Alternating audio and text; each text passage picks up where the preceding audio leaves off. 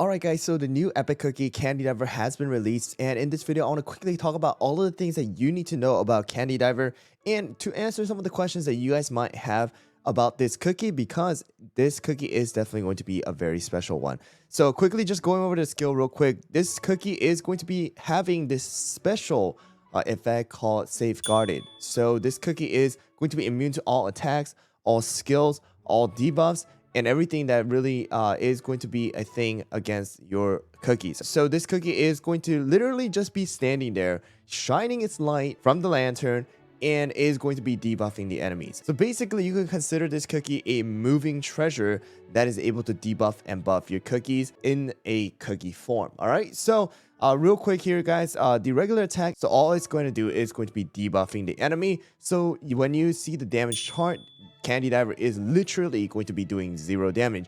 For those of you guys wondering, healers, all right, healers like Herb and Pure Vanilla are going to do 0 damage. Why? Because they're going to heal with their auto attack. However, supports like Parfait, Cotton are actually going to deal damage with the auto attack, but that is not the case for Candy Diver. Now, moving on to some of the effects here. So you can see right here, super success rate is 10% plus amplified buff percentage, and the fail super success carryover is going to be a 15%.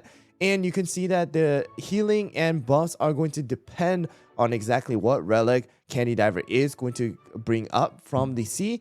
And you can see right here at the end, the rare relic is going to be the Black Pearl Shell. It's going to heal as well as amplify the buff percentage and also increase the attack of your cookies. So the real point of Candy Diver is trying to get that super success rate as many times as possible in order to change the tide of the battle, because a attack 25% with healing and the amplified buff for your team is going to be a really big thing. All right, so when you look at this right here, and when I first looked at the skill, I thought the amplified buff rate here is going to be the thing for Candy Diver. However, when you guys look at the substat total for Sweet Candy, you're actually going to be getting only 15% total without any substat bonus. And on top of that, when you get the set bonus, you're going to have a total of 17%. And if you get, all right, if you get a total of 2%, which is maximum for a substat, then you're going to get a total of 27% max, all right, max on the amplified buff effect. How likely is that for majority of the people?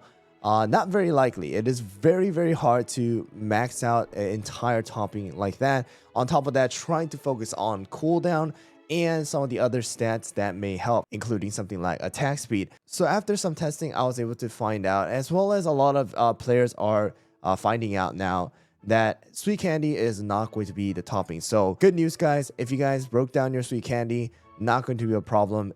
Candy Diver is still going to use your Swift Chocolate. However, it is going to be a bit easier, in my opinion, to build Candy Diver because of the fact that Candy Diver does not need to have damage resist. It takes 0 damage, so damage resist does not matter. HP does not matter. Crit percentage honestly doesn't matter. Defense does not matter. Crit resist, debuff resist does not matter. The only real substats that are going to come into play here is going to be your cooldown, your amplified buff, and some attack speed and attack. All right, so the main stat that you want is going to be a cooldown. The second stat is going to be your amplified buff, as you guys cannot see on the screen right now. So let me cover the camera. So the main substat is going to be cooldown, your amplified buff, attack and attack speed are going to be your third kind of subset that you might want. All right, so the reason why I say this is this. So when you have your cooldown at maximum, all right, which is going to put your cooldown at 3-second start in 7.8 seconds with the maxed out Jelly Wash, that means your amplified buff rate right here that you get from the relic is actually going to stay, which is also going to increase the chance of your actual super success rate, right? So you're going to get a 15% added onto this right over here. So 10%, 15%, 25% already. And then on top of that, whatever you get from your substat here is also going to help out as well. All right, so basically the point here is trying to get as many amplified buff with cooldown as possible with Candy Diver on your Swift chocolate in order to use this cookie inside of the arena and also just inside of the world exploration in general. It is not worth sacrificing the cooldown to try to get a 20% or so like substat on the amplified buff, because in reality, you know, it's just not high enough to make a significant difference. If it was something like times 1.5 or times 2, then definitely you can use sweet candy to make it over 50%, but that is not the case for this particular cookie, so it's just better to go with the original toppings, except now we just take out the substat of damage resist. Now, answering some questions for Candy Diver, you know, promotion. Do you need to promote? No, you don't really need to, especially for a free-to-play player, because the only thing that is going to be used for Candy Diver is going to be your attack stat. That is the only thing that is going to be used in order to heal more for your cookies. If you look at right here, promotion from 4-star to 5-star is going to increase your total attack by about 800. All right, a little bit more than 800. Is that a lot? Yes, it can definitely make a difference, but in reality, it's not a significant enough to, you know, dump all your crystals onto Candy Diver if you do not have the resources to do so. That means that if you're free to play, then it's probably just better to pull one copy and just stick with it as of right now. All right, next one.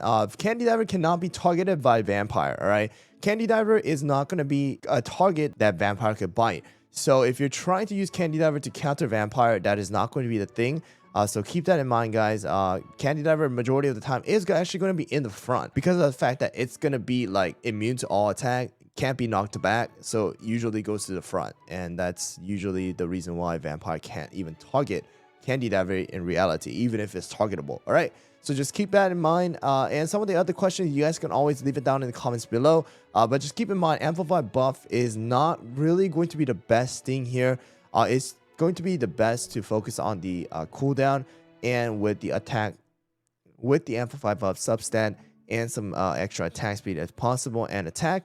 And once again, promotion is definitely not going to be a thing that you need.